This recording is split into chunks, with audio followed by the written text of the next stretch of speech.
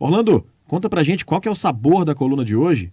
Olá, Rafael. Olá, Jenny. Sabor de hoje é sabor de espanto, sabor de filme de terror. Porque afinal, vejam bem, dia 31 de outubro próximo, nós celebraremos o Halloween, o Dia das Bruxas. E no dia 30 de outubro, um dia antes, na véspera do Halloween, nós teremos a eleição em segundo turno para o governo do estado e presidência da República.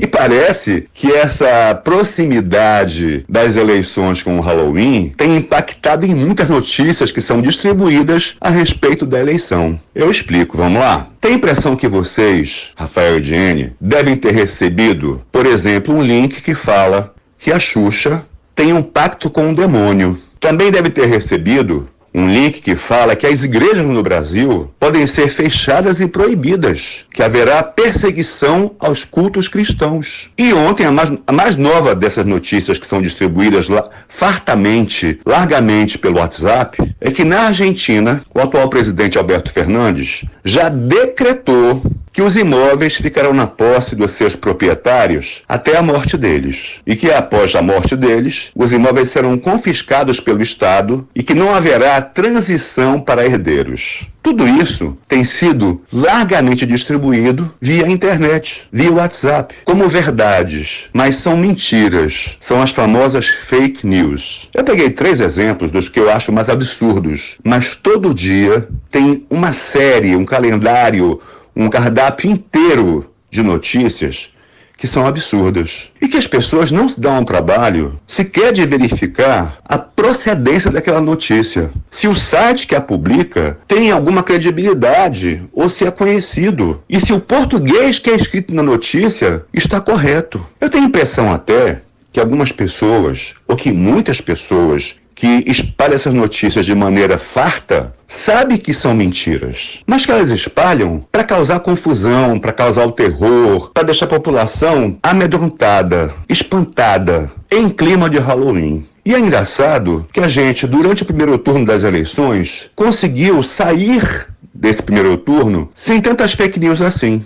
Mas ao começar o segundo turno, é espantoso, é pavoroso o crescimento da fábrica de fake news que existe. E a grande verdade é que, enquanto as fake news elas ocupam espaço, geram briga em grupos de família, de faculdade, de colégio, os assuntos mais importantes para a eleição, eles vão ficando de lado. Aqui na Amazônia, por exemplo, muito pouco se fala da questão da conservação e da preservação ambiental. 2021, ano passado, foi o pior ano em 36 anos em termos de garimpo ilegal. E 90% das lavras de garimpo em terra firme, sabe onde são? 90% das lavras de garimpo em terra firme são na Amazônia. Nós mesmos falamos aqui outro dia, já pela 10ª vez, sobre garimpo ilegal, sobre mineração na Amazônia, de que há hoje, no Rio Madeira, 800 balsas de garimpo. Me parece que houve uma operação no final de semana, que houve apreensão e houve queima de algumas balsas, mas é assustador você saber que no Rio Madeira, que é uma hidrovia inclusive, poderia ser fechado pelas balsas de garimpo. E esse tema, infelizmente, apesar de nos interessar, é muito pouco debatido nas eleições. Outra coisa que é muito clara pra gente é a questão da Zona Franca de Manaus. Nós vivemos aí, na antevéspera das eleições, uma série de ameaças que foram levadas a cabo, inclusive, decretando uma baixa do IPI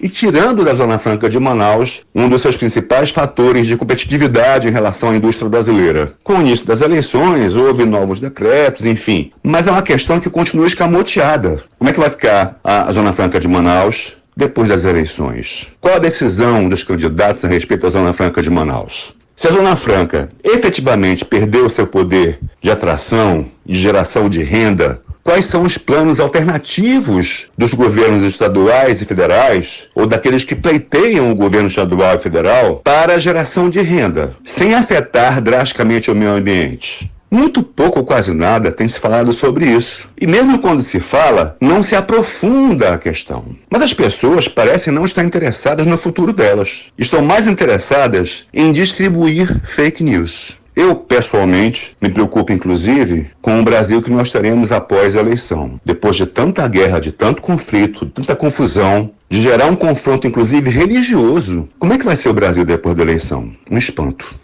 Realmente um espanto.